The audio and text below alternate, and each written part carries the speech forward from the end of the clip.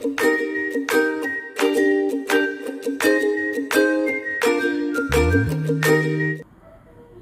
My dear students, ಈ ಒಂದು ವಿಡಿಯೋದಲ್ಲಿ ನಾವು ಲಾಂಗ್ಸ್ಟನ್ ಯೂಗಸ್ರವರು ಬರೆದಿರ್ತಕ್ಕಂತಹ ಥೀಮ್ ಫಾರ್ ಇಂಗ್ಲಿಷ್ ಬಿ ಈ ಒಂದು ಪದ್ಯದ ಕನ್ನಡದ ಲೈನ್ ಬೈ ಲೈನ್ ಎಕ್ಸ್ಪ್ಲನೇಷನನ್ನು ನೋಡೋಣ. ಈ ಪದ್ಯದಲ್ಲಿ ಸ್ಪೀಕರ್ ಲಾಂಗ್ಸ್ಟನ್ ಯೂಗಸ್ ಸ್ಟೂಡೆಂಟ್ ಆಗಿರ್ತಾರೆ. ಅವರಿಗೆ ಅವರ ಒಬ್ಬ ಟೀಚರ್ ಏನು ಮಾಡ್ತಾರೆ, ನೀವು ನಿಮ್ಮ ಮನೆಯಲ್ಲಿ ಒಂದು ಪೇಜ್ ಇಂಗ್ಲೀಷ್ ಬರ್ಕೊಬನ್ನಿ ಈ ರಾತ್ರಿ ಅಂತ ಹೇಳಿ ಕಳಿಸ್ಬಿಡ್ತಾರೆ. ಆ ಬರೀತಕ್ಕಂಥ ಪೇಜ್ ನಿಮ್ಮಿಂದಲೇ ಬರಬೇಕು, ಆಗಲೇ ಮಾತ್ರವೇ ಅದು ನಿಜವಾಗಿರುತ್ತೆ ಅಂತ ಹೇಳಿರ್ತಾರೆ. ಸೊ ಈಗ ನಮ್ಮ ಕವಿಯವರು ಆ ಒಂದು ಪೇಜನ್ನು ಬರೆಯೋದಕ್ಕೆ ಯಾವ ರೀತಿ ಬರೀತಾರೆ, ಏನೆಲ್ಲ ಬರಿಬೇಕು, ತನ್ನಿಂದಲೇ ತಾನೇ ಸ್ವತಃ ಬರಿಬೇಕಾಗಿದೆ, ತನ್ನದೇ ಆದ ಸ್ವಂತ ಸಾಲುಗಳನ್ನು ಸೇರಿಸಬೇಕಾಗಿದೆ, ಯಾವ ರೀತಿ ಪದ್ಯದಲ್ಲಿ ಅದನ್ನು ಎಕ್ಸ್ಪ್ರೆಸ್ ಮಾಡಿದ್ದಾರೆ ಅಂತಕ್ಕಂಥದ್ದನ್ನು ನೋಡ್ತಾ ಸಾಗೋಣ. ಇಲ್ಲಿ ಮೊದಲನೇ ಒಂದು ಸ್ಟ್ಯಾನ್ಸಾಗೆ ಬಂದಾಗ, the instructor said go home and write a page tonight and let that page come out of you, then it will be true. ಇಲ್ಲಿ ಮೊದಲನೆಯ ಸಾಲುಗಳಲ್ಲಿ ಇನ್ಸ್ಟ್ರಕ್ಟರ್ ಅಂದಾಗ ಅವರ ತರಗತಿಯ ಟೀಚರ್ ಏನು ಮಾಡ್ತಾ ಇದ್ದಾರೆ, ಅವರಿಗೆ ಹೇಳ್ತಾ ಇದ್ದಾರೆ, ನೀವು ಮನೆಗೆ ಹೋಗಿ ಇವತ್ತು ರಾತ್ರಿ ಒಂದು ಪುಟವನ್ನು ಬರೆದುಕೊಂಡು ಬರಬೇಕು. ಆ ಒಂದು ಪುಟ ಹೇಗಿರಬೇಕಪ್ಪ ಅಂದರೆ, ಆ ಪುಟವು ನಿಮ್ಮಿಂದಲೇ ಹೊರಬರಬೇಕು, ಆಗ ಮಾತ್ರ ಅದು ಸತ್ಯವಾಗಿರುತ್ತೆ.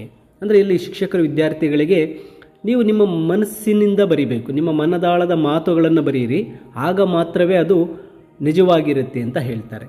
ಅಂದರೆ ಬರೆಯುವಾಗ ಪ್ರಾಮಾಣಿಕತೆ ಇರಬೇಕು, ಸ್ವಂತ ಅನುಭವ ಮತ್ತು ನಿಮ್ಮ ಭಾವನೆಗಳನ್ನು ಬರೆಯಿರಿ ಅಂತ ಟೀಚರ್ ಹೇಳಿ ಕಳಿಸಿದ್ದಾರೆ. ಅದಕ್ಕೆ ಕವಿಯವರು ಹೇಳ್ತಾರೆ, I wonder if it is that simple.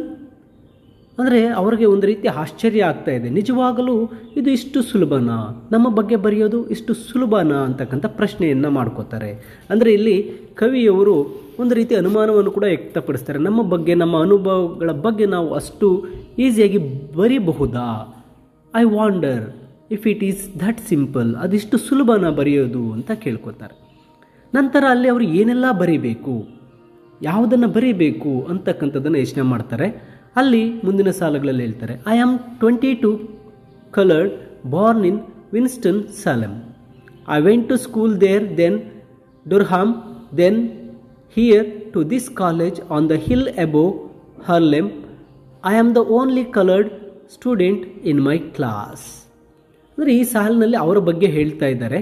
I am 22, ನಾನು 22 ವರ್ಷದ ವಯಸ್ಸಿನವನು.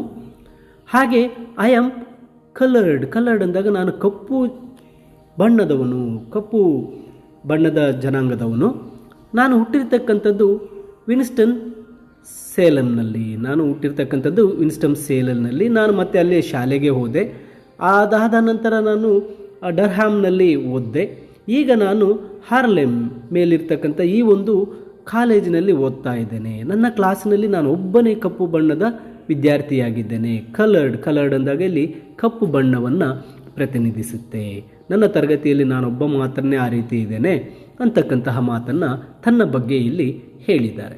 ಇನ್ನು ಮುಂದಿನ ಸಾಲುಗಳಿಗೆ ಬಂದಾಗ, the steps from the hill lead down into Harlem through a park, then I cross Saint Nicholas 8th Avenue 7th and I come to the Y, the Harlem branch Y, where I take the elevator up to my room, sit down and write this page.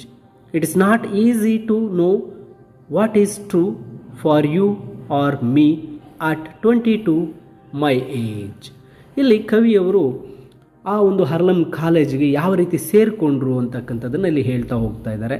ಆ ಬೆಟ್ಟದ ಮೆಟ್ಟಲುಗಳನ್ನು ಇಳಿಯುತ್ತಾ Harlem ಕಾಲೇಜಿಗೆ ಬರ್ತಾ ಇದ್ದಾರೆ. ಅವರು ಒಂದು ಪಾರ್ಕ್ನ ಮೂಲಕ ಹೋಗ್ತಾ ಇದ್ದಾರೆ, ಒಂದು ಉದ್ಯಾನದ ಮೂಲಕ ಹೋಗ್ತಾ ಆ ಸೆಂಟ್ ನಿಕೋಲಸನ್ನು ದಾಟ್ತಾರೆ. ಅಲ್ಲಿ ಅವರು ಯಾವ್ಯಾವ ರೋಡುಗಳಲ್ಲಿ ಹೋದರು, 8ನೇ ಅವೆನ್ಯೂ ರೋಡ್, 7ನೇ ಅವೆನ್ಯೂ ರೋಡ್ ದಾಟಿ ಏನು ಮಾಡ್ತಾ ಇದ್ದಾರೆ, ಅವರು ಹಾರ್ಲೆಮ್ ಶಾಖೆಯ ವೈಗೆ ಬಂದಿದ್ದಾರೆ.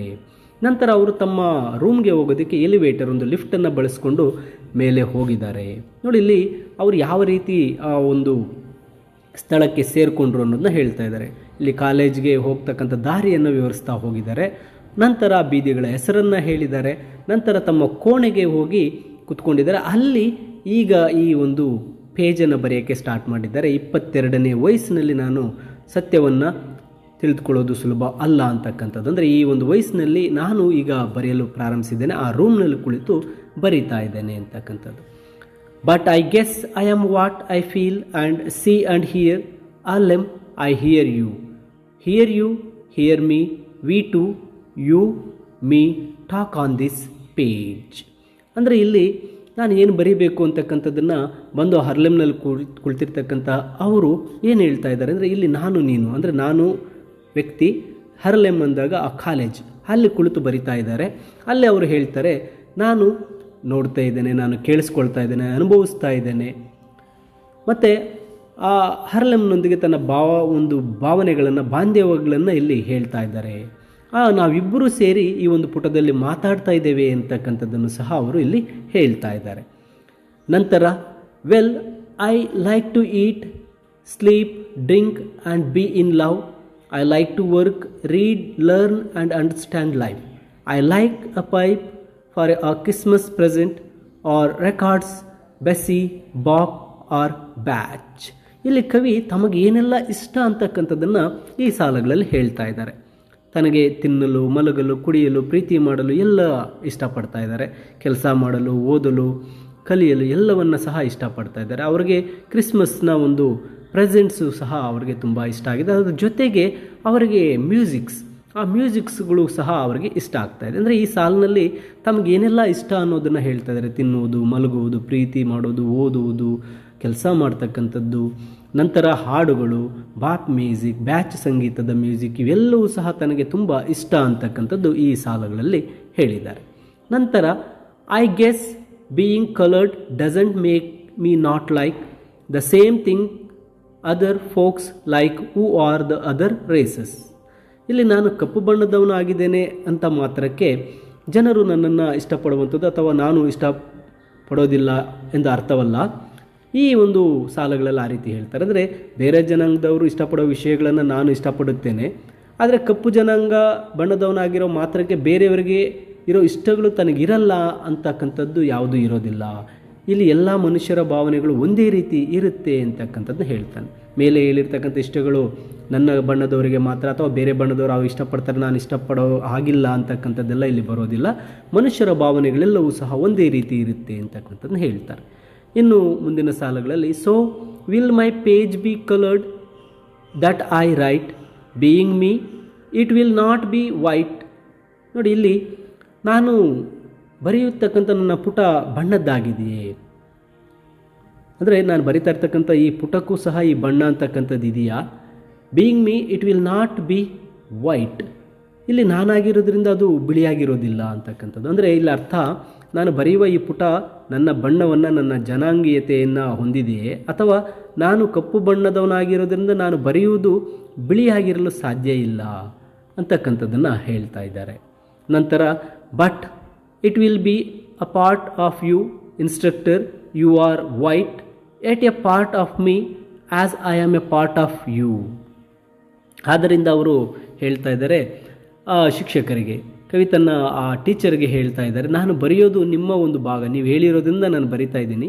ನೀವು ಬಿಳಿಯವರಾದರೂ ಸಹ ನೀವು ಸಹ ನನ್ನ ಒಂದು ಭಾಗವಾಗಿದ್ದೀರಿ, ನಾನು ನಿಮ್ಮ ಭಾಗವಾಗಿದ್ದೇನೆ ಅಂತಕ್ಕಂಥದ್ದನ್ನು ಇಲ್ಲಿ ಗುರು ಶಿಷ್ಯರ ಸಂಬಂಧದ ಬಗ್ಗೆ ಅವರು ಹೇಳ್ತಾ ಇದ್ದಾರೆ. That's American, sometimes perhaps you don't want to be a part of me. ನೋಡಿ, ಇದು ಹೀಗೆ ಬರೆಯುವುದು ಅಮೇರಿಕನ್ನ ಒಂದು ಸಂಸ್ಕೃತಿ. ಕೆಲವೊಮ್ಮೆ ನೀವು ನನ್ನ ಒಂದು ಭಾಗ ಆಗಲು ನಿಮಗೆ ಇಷ್ಟ ಇರಲಿಕ್ಕಿಲ್ಲ, ಆದರೆ ಅಮೇರಿಕಾದಲ್ಲಿ ಜನಾಂಗೀಯ ಸಂಬಂಧಗಳು ಹೇಗಿವೆ ಎಂದು ಇಲ್ಲಿ ಹೇಳ್ತಾ ಇದ್ದಾರೆ. ನೋಡಿ ಆ ಅರ್ಥ, that's American, sometimes perhaps you don't, ನೀವು ಇಷ್ಟ ಪಡೋದಿಲ್ಲ, ಆದರೆ ಇದು ಸಹ ಒಂದು ಭಾಗವಾಗಿದೆ, ನಾನು ಅಮೇರಿಕಾದಲ್ಲಿ ಸಹ ಒಂದು ಭಾಗವಾಗಿದ್ದೇನೆ ಅಂತಕ್ಕಂಥದ್ದನ್ನು ಹೇಳ್ತಾರೆ. No do I often want to be a part of you but we are, that's true. ಇಲ್ಲಿ ನಾನು ಕೂಡ ನಿಮ್ಮಲ್ಲಿ ಒಂದು ಭಾಗವಾಗಲು ಬಯಸಿಲ್ಲ, ಆದರೆ ನಾವೆಲ್ಲ ಒಂದಾಗಿದ್ದೇವೆ, ನಾವೆಲ್ಲರೂ ಸಹ ಒಗ್ಗಟ್ಟಾಗಿದ್ದೇವೆ. ಇಲ್ಲಿ ಕವಿ ಹೇಳ್ತಾರೆ, ಸಂಬಂಧಗಳಲ್ಲಿ, ನಮ್ಮ ಸಂಬಂಧಗಳಲ್ಲಿ ಇಷ್ಟವಿಲ್ಲದೆ ಇದ್ದರೂ ಸಹ ಈ ಒಂದು ಬಂಧ ಅಂತಕ್ಕಂಥದ್ದು, ಈ ಒಂದು ರಿಲೇಷನ್ ಅಂತಕ್ಕಂಥದ್ದು ನಮ್ಮಲ್ಲಿ ಬೆಸೆದುಕೊಂಡಿದೆ ಅಂತಕ್ಕಂಥದ್ದನ್ನು ಹೇಳ್ತಾರೆ.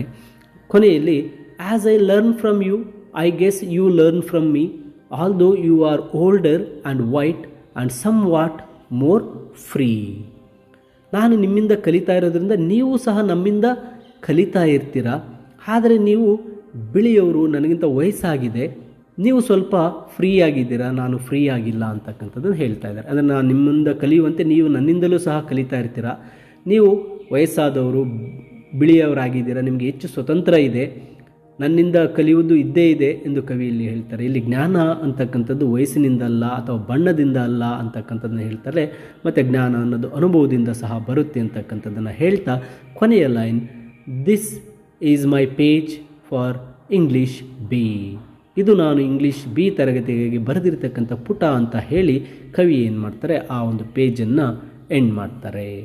ನೋಡಿ, ಇದು ಲಾಂಗ್ಸ್ಟನ್ ಹ್ಯೂಗಸ್ರವರು ಬರೆದಿರ್ತಕ್ಕಂತಹ a theme for English B ಪದ್ಯದ ಕನ್ನಡದ ಒಂದು ಎಕ್ಸ್ಪ್ಲನೇಷನ್ ಆಗಿದೆ. ಹಾಗೆ ಇಂಗ್ಲೀಷ್ನ ಸಮರಿಯ PDF ಈ ವಿಡಿಯೋದ ಡಿಸ್ಕ್ರಿಪ್ಷನಲ್ಲಿ ನೀಡಿರ್ತೇನೆ, ಡೌನ್ಲೋಡ್ ಮಾಡಿಕೊಳ್ಳಿ. ಸಮರಿಯನ್ನು ಓದಿ ನಿಮಗೆ ಸಂಪೂರ್ಣವಾಗಿ ಅರ್ಥ ಆಗುತ್ತೆ. ಹೆಚ್ಚಿನ ವಿಡಿಯೋಗಳಿಗಾಗಿ ತಪ್ಪದೆ ಲರ್ನ್ ಈಸಿಲಿ ಚಾನಲನ್ನು ಸಬ್ಸ್ಕ್ರೈಬ್ ಮಾಡಿ. ಎಲ್ಲರಿಗೂ ಧನ್ಯವಾದಗಳು.